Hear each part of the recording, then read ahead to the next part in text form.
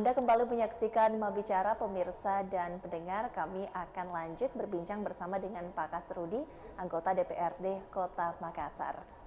Baik Pak, di segmen kedua ini Pak, kami ingin menyoroti terkait dengan kesejahteraan sosial. Dan beberapa yang sering mengemuka begitu di masyarakat terkait dengan bantuan sosial kepada masyarakat. Sejauh ini Anda melihat di lapangan seperti apa Pak berlangsung? Jadi kebetulan kami juga bermitra dengan dinas sosial. Kami melihat bahwa proses pembagian bantuan sekarang ini karena memakai data lama, akhirnya ada beberapa warga kita yang mungkin sudah meninggal, mungkin sudah tidak layak lagi menerima, tapi sekarang ini masih menerima.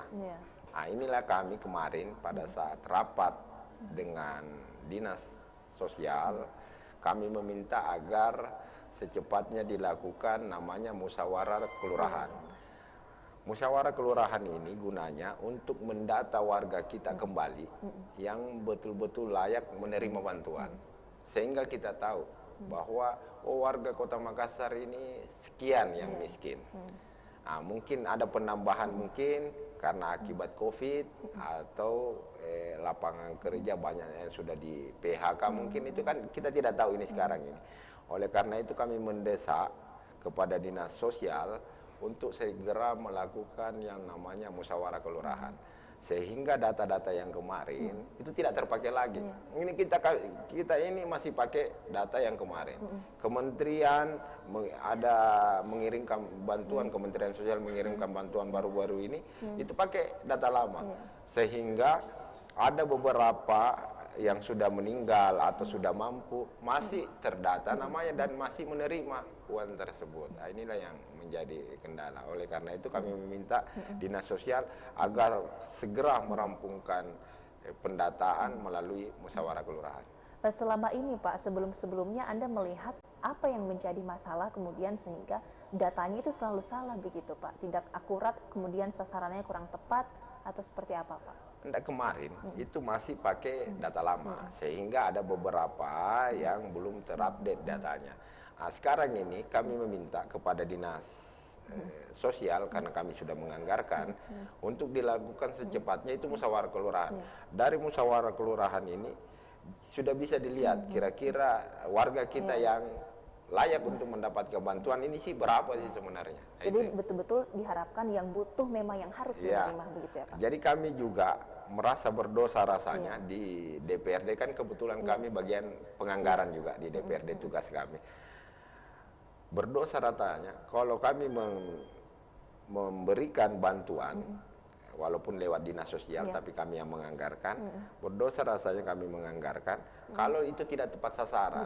Harusnya ini itu uang yang kami berikan kepada dinas sosial, yang kami anggarkan ke dinas sosial itu tepat sasaran, supaya memang betul-betul warga kita yang menerima itu ya betul-betul layak untuk menerima bantuan tersebut. Baik, pembaharuan data melalui musyawarah kelurahan. Apa kemudian Pak indikator penilaian dalam musyawarah kelurahan nanti yang dilakukan?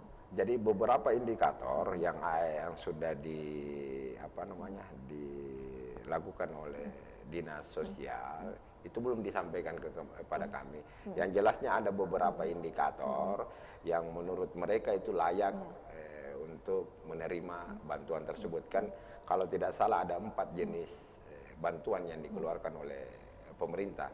Nah, ini saya tidak tahu, ada BLT, ada apa, Rastra, ada KIS, apa segala macam. Itu ada 4 macam sebenarnya. Itu masing-masing punya kriteria. Itu mereka yang tahu. Yang jelasnya kami selaku di DPRD Kota Makassar dan di Komisi D khususnya, kami akan selalu mengontrol itu. Apabila ada warga kami yang merasa layak untuk mendapatkan bantuan tersebut, terus tidak dapat bantuan karena tidak terdata, kami akan minta dinas sosial untuk melakukan verifikasi kembali untuk pendataan tersebut. Jadi kemarin Pak saat Anda reses ini juga mengemuka menjadi aduan masyarakat? Ya, jadi karena begini, dinas sosial ini memberikan batasan. Nah, inilah yang saya mau minta kepada dinas sosial sebenarnya, untuk dilakukan keterbukaan, tidak usah dibatasi. Kalau memang kita punya warga miskin sekian, itu mungkin kan ada beberapa penyebabnya, mungkin karena akibat COVID kemarin, mungkin karena banyaknya PHK, tapi kan ini bisa kita lihat sebagai dasar bahwa untuk penganggaran nantinya itu, ini kita sudah bisa anggarkan nanti, oh sekian warga kita yang betul-betul layak menerima. Jadi kita tidak karang-karang lagi ini soal angka-angka. Oleh karena itu saya mau minta, ini kan saya sudah usul sebenarnya di teman-teman Komisi D, untuk dilakukan pemanggilan terhadap dinas sosial, mempertanyakan sampai di mana pendataan yang dilakukan oleh dinas sosial terhadap musyawarah kelurahan ini. Nah, saya berharap itu tidak ada pembatasan. Jadi semua warga kita yang betul-betul layak untuk menerima itu didata saja. Nanti kita turun lagi verifikasi. Oh ini bisa terima rastra mungkin. Oh ini KIS saja. Nah, itu ada beberapa kriteria. Nah, ini juga yang menjadi persoalan kita, kan ada beberapa yang sudah di PHK. Mungkin ada yang pendapatannya di bawah upah minimum regional. Nah, ini juga yang menjadi perhatian juga. Jadi kita juga menganggarkan nanti itu berhitung dari angka-angka, bukan lagi ada rekayasa. Jadi kita berhitung soal angka-angka berapa yang miskin, oh sekian kami anggarkan. Gitu. Sebelumnya Pak, penganggaran di tahun 2022 ini, apakah memang penganggarannya sudah cukup maksimal, serapan anggaran dari dinas sosial sendiri sudah cukup maksimal atau seperti apa? Jadi kalau saya lihat, kalau untuk dinas sosial sendiri sudah maksimal. Kalau kemarin itu setelah kami RD rapat Monep di bulan 9 kalau tidak salah, itu capaian dinas sosial itu sudah sampai 60%. Nah, jadi kami sudah maksimal. Cuma yang kami minta sekarang ini bagaimana, karena dia masih pakai data lama. Iya, betul. Nah, makanya kami minta sekarang ini untuk dilakukan secepatnya itu musyawarah kelurahan, didata baik-baik warga kita. Kalau memang layak untuk menerima, berikan bantuan tersebut. Selain masalah bantuan sosial tadi Pak, apakah ada kemudian hal-hal lain yang menjadi pengaduan masyarakat atau aspirasi mereka selama Anda reses kemarin Pak? Jadi kalau reses kemarin sama dengan reses-reses yang lalu, biasanya banyak warga kita banyak meminta, apalagi ini musim penghujan, kelihatan daerah-daerah yang tergenang air, yang banjir, itu kelihatan. Itu diakibatkan biasa karena terjadinya tumpukan di drainase kita. Oleh karena itu biasanya pada saat kami reses biasanya itu keluhan-keluhan yang kayak begitu, perbaikan drainase, perbaikan jalan. Terus biasanya juga ada lampu jalan karena mungkin gelap di sana, mungkin dibutuhkan lampu jalan di daerah tersebut. Selain masalah air drainase tadi dan juga infrastruktur, apakah juga ada yang mengajukan keluhan terkait dengan pelayanan publik Pak, khususnya di rumah sakit? Jadi begini, saya kebetulan di Komisi D. Jadi pada saat reses itu saya ungkap bahwa saya di Komisi D, mitra saya ini termasuk dinas kesehatan. Nah, beberapa keluhan terkait dengan pelayanan kesehatan. Saya bilang memang ini ada keterbatasan kita dengan rumah sakit punya pemerintah kota dengan swasta. Nah, kalau kita mau terlayani dan tidak mempunyai BPJS, datang ke rumah sakit Daya. Yang penting ada KTP sebagai warga Kota Makassar, karena memang rumah sakit Daya itu rumah sakit kami Kota Makassar. Nah, kalau dia ke rumah sakit swasta, ya pasti harus pakai BPJS. Ya itu. Dari berbagai Pak masukan-masukan dari masyarakat, keluhan yang disampaikan tadi, Anda melihat mana hal-hal yang paling mendesak, yang butuh perhatian lebih dari pemerintah? Jadi yang butuh perhatian dari pemerintah itu selain dari infrastruktur tadi itu, yang paling mendesak ini sekarang masalah kesehatan, sama itu tadi masalah pendataan oleh dinas sosial. Terus ada beberapa titik juga yang banyaknya sekarang menjamurnya anjal di jalanan. Kebetulan kami, mitra kami juga, kami meminta kepada P3A untuk selalu melakukan pembinaan. Karena kalau untuk penangkapan saja itu mungkin mudah. Nah, ini kan harus berkesinambungan. setelah ditangkap, dibina, terus apa lagi tindak lanjut setelahnya. Nah, itu yang perlu, jangan sampai setelah ditangkap, dibina, pasti kembali lagi di jalan.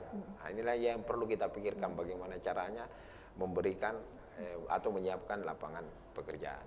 Jadi anak jalanan yang perlu untuk diberdayakan juga supaya bisa berdaya dan tidak lagi kembali ke jalan gitu ya Pak ya. Karena yang ramai ini kan setelah ditangkap ini karena sudah merasakan uang di jalan, pasti kan setelah itu tidak ada lagi pendapatan, pasti larinya ke jalan. Nah, ini yang perlu kita pikirkan.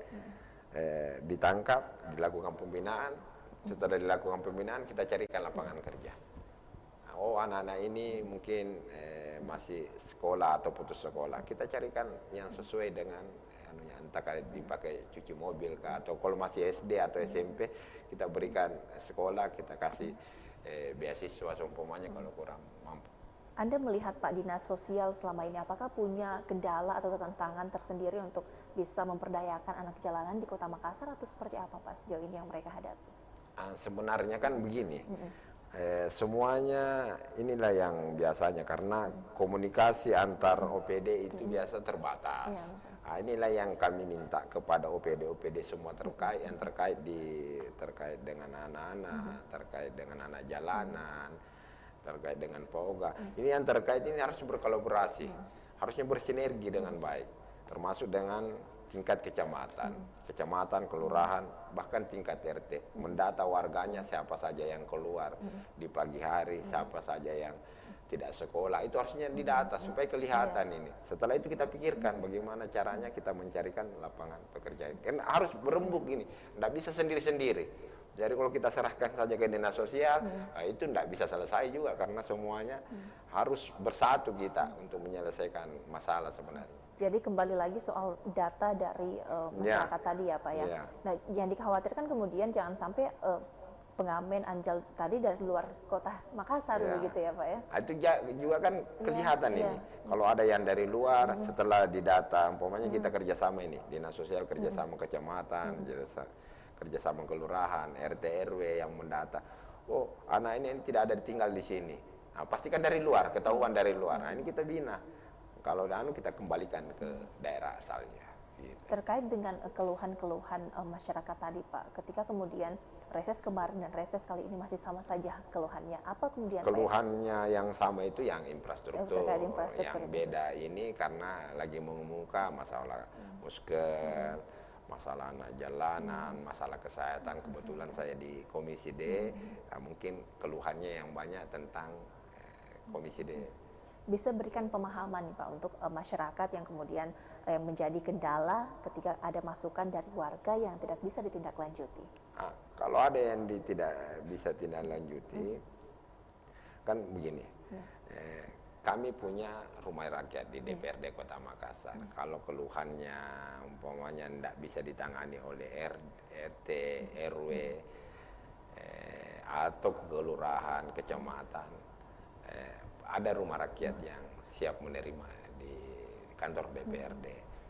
Nah, kalau soal keluhannya kami bisa fasilitasi. Kalau seumpamanya masalah kesehatan, seumpamanya dinas kesehatan. Infrastruktur misalnya, di Komisi C, gitu. Jadi memang bisa untuk memberikan akses kepada masyarakat untuk menyampaikan sesuai dengan bidang. Itulah tugas kami di DPRD. Memang kami menjembatani warga kita untuk selalu berkomunikasi dengan pemerintahan Kota Makassar. Saya ingin menyoroti satu isu lagi Pak sebelum kita jeda terkait dengan angka pengangguran di Kota Makassar. Apakah di reses Anda kemarin ini juga mengemuka Pak soal angka pengangguran kita di Kota Makassar? Ya itulah yang tadi saya bilang. Karena mungkin ini kemarin kita ada COVID 2 tahun, terus anggaran banyak dialih fokus ke kesehatan, mungkin banyak terjadi pengangguran, banyak PHK karena swasta mungkin tidak sanggup lagi membayar karyawannya, akhirnya terjadi PHK. Inilah yang kami juga pikirkan dengan Dinas Tenaga Kerja, bagaimana caranya memberikan pemahaman atau memberikan pelatihan-pelatihan supaya bisa bersaing dengan orang-orang yang datang dari luar misalnya. Terus memberikan informasi bagaimana lapangan kerja, siapa-siapa saja swasta yang membuka lapangan kerja. Itu diberikan informasi seluas-luasnya kepada masyarakat. Ini kita ini sudah kebetulan mitra saya juga dinas tenaga kerja sudah 2 kali membuat job fair. Nah, tapi kita tidak bisa sampai di situ. Kita harus memberikan pelatihan-pelatihan supaya bisa bersaing dengan orang dari luar. Gitu. Baik, diharapkan kemudian job fair tadi itu bisa memberikan solusi yang terbaik ya bagi angka pengangguran kita di Kota Makassar. Baik Pak, saya harus jeda dulu terlebih dahulu pemirsa dan pendengar. Kami akan lanjutkan usai jeda berikut ini.